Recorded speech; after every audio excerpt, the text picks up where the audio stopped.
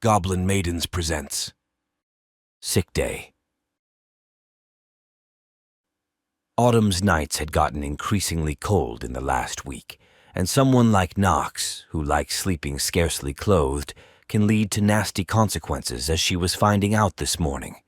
Nahx, called Chevelle's voice, surprising the little Goblin Maid. Oh, Nahx is sorry, Master. Nahx was distracted. More than that, I would say. Anyhow, did you see where I put that package that arrived yesterday? No, Nahx has not. Answered Nahx, keeping her gaze down. Hey, don't worry about it. I'll find it sooner or later. Yes, Master, said Nahx softly before taking her leave.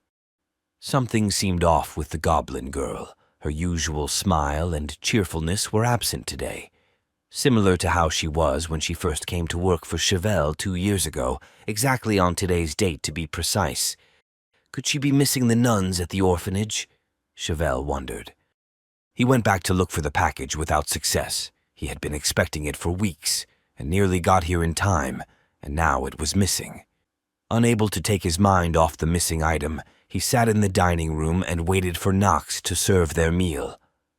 Despite her small size, the girl was a surprisingly hard worker and a formidable cook. Modifications had to be made to the kitchen to facilitate her labor. However, it had proven more than worth it with each meal prepared by the Goblin Maid. On today's menu, for example, roast chicken and mashed potatoes with spices and herbs, one of Nahx's signature dishes and one of Chevelle's favorites. As usual, the house was filled with the appetizing aroma of her food. Without saying a word, Nahx set the table and they started eating. But when Chevelle took the first bite, Nahx, this is too salty. Is it? Nahx prepared food as always. It is. He reaffirmed, pulling out the piece of chicken from his mouth into a napkin. Nahx is sorry, Master. Nahx will make food again. The girl exclaimed with haste. That's okay. I'll just have some potatoes. We still have some of the cake you made yesterday, right? Yes, Master? Nahx answered, beaming at him. Then I'll have some.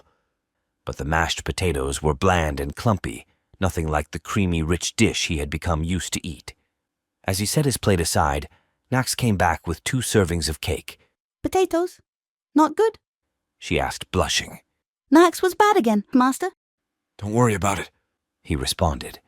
but I want to know. Are you okay, Nahx? Yes, Master. Are you sure? Your face is all red, you know. Nahx is fine. Nahx forgot the forks. She placed the plates on the table and turned quickly to go back to the kitchen, but stopped abruptly after a few steps. Nahx? What's the matter? Chevelle asked while getting up from his seat and getting close to her. Nahx was holding her head. No, she was grabbing her ears. Master, it hurts, she said, her voice strained. Nahx! Suddenly the girl collapsed onto the floor, making a horrendous noise as her body slammed against the cold tiles. Chevelle rushed to and kneeled to her side. Placing a hand on her forehead, she noticed how hot she was. You have a fever. No. Nahx. Fine. She objected weakly. Nonsense. Why didn't you tell me you were feeling this bad? Picking her in his arms, he carried her to his room. Nahx had her own quarters, but at that moment he just did what was most familiar to him. Despite her size, Nahx was heavier than she looked, probably due to her voluptuous body. As he carried her, she became drenched in her sweat by the time he laid her in his bed. We need to take these clothes off of you. Can you do it yourself? Nahx nodded faintly and started undoing the buttons of her uniform, letting her breasts bounce almost free of their restraints. Taking his eyes off the maid's chest with great effort, Chevelle looked around for spare clothes for her to change into. And there he found it, the package he had been looking for. Without a second thought, he tore open the box and pulled out its contents. Here, put this on, he ordered, handing her some clothes. But this is Master's room. Nahx will go to hers. Just do as I say. I'll go get the doctor. No, Master, don't have to. Shh, just rest. He pulled out his handkerchief and wiped some of the sweat from her face before going out of the house to the stable to ready his horse. The closest doctor was 1 hour away from home, but if he pushed it, he could get there in less time. He climbed onto the saddle and patted his mount on his neck. I need your speed, buddy. Nahx needs you, he said to the horse. As if it understood, the horse neighed and increased pace with each stride, the dirt dashing back under its hooves. In no time the horse and its rider got to full speed, no more than a blur to the onlookers as they passed by. In less than 40 minutes, they reached the doctor's door, the horse snorting loudly with exhaustion. Chevelle hurried and opened the door without even knocking. I need the doctor to come with me now, he told the clerk sitting behind a desk. The doctor cannot leave his clinic unattended, The clerk responded, indignation resounding in her voice. I don't care. He retorted, taking out a pouch from his belt and dropping it on the desk in front of the lady, the sound of coins rattling loudly silencing her protest. Doctor, we have an emergency. He arrived back home, followed by the doctor 1 hour later. The house was silent as he made his way to his alcove with dread in his mind. Nahx was still lying in bed, face down and breathing heavily. Sir, with all due respect, Said the doctor. what kind of joke is this? A joke?